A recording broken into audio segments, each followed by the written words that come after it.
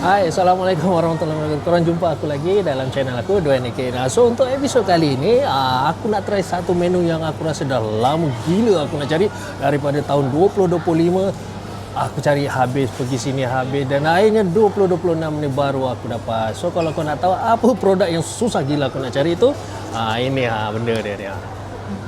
Ni susah gila aku nak cari. Memang mana-mana aku pergi memang semuanya habis. So hari ni rezeki aku ada, so kita dapat. So untuk set hari ni dia datang dengan macam ni lah. Ini dia punya pair, ini dia punya pair.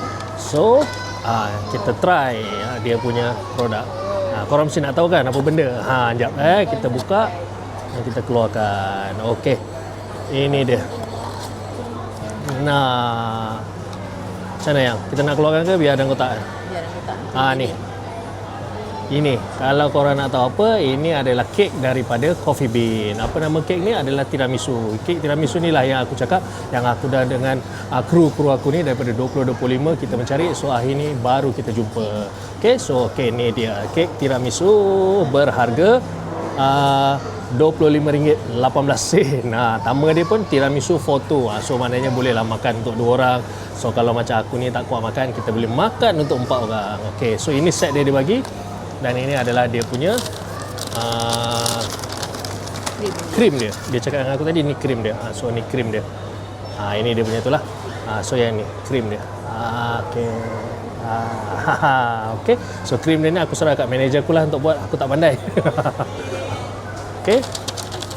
So sementara manager aku settlekan, so aku minum dulu lah. Aku haus lah. So kalau aku pergi mana-mana kedai kopi, biasa minuman kopi favourite aku adalah Americano saja. Ni dia. Americano. So Americano ni bagi aku harga dia nak kata mahal sangat pun tidak. Lebih kurang dalam sekejap aku tengok resit sekejap, lupa RM7.54. Okey. So ini biar manager aku buat. Bismillahirrahmanirrahim. Kita minum dulu. Aku hilang haus. Silakan.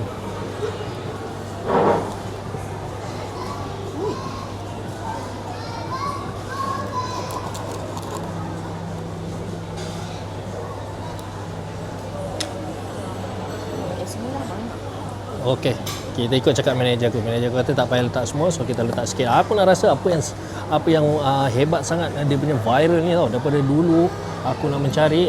Okey, so kita rasa sikit. Bismillahirrahmanirrahim. Harap sedap mana ni. Kalau tak sedap, okey, dia punya tekstur tu lembut lah. Kiranya tak ada. Okey, ni dia. Ini dia punya kek yang dia punya semua. Bismillahirrahmanirrahim.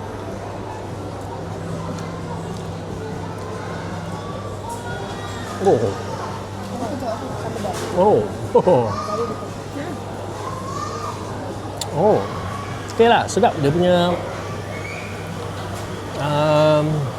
punya rasa tu nak kata tak manis sangat, just nice lah bagi aku lah. Untuk aku yang kurang sikit benda-benda yang manis ni, kita tanya manager aku macam mana. Sedap.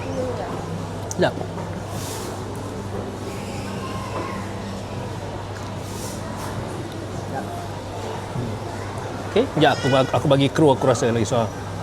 Agak. Rasa. Tu rasa sedap tak? Ya, aku bagi kru belakang kamera tu rasa.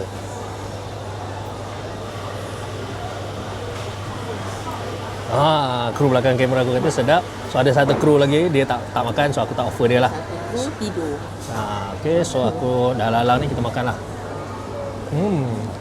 Kalau dah macam ni rasa dia. Kalau macam ni aku rasa no wonder lah kalau aku pergi mana-mana habis, dan kek ni pula diorang tak buat banyak. Aku rasa aku tanya diorang kata dia keluar dalam berapa pieces je, dan berapa pieces tu pula dia hantar ke beberapa outlet yang diorang yang ada. So okey lah, untuk tahun 2026 ni akhirnya aku dapat juga rasa kek yang viral ni.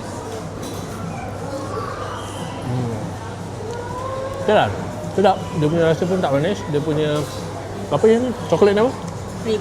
Krim dia pun, krim sos dia pun tak apa orang kata, tak manis, just nice. Kena dengan tekak aku.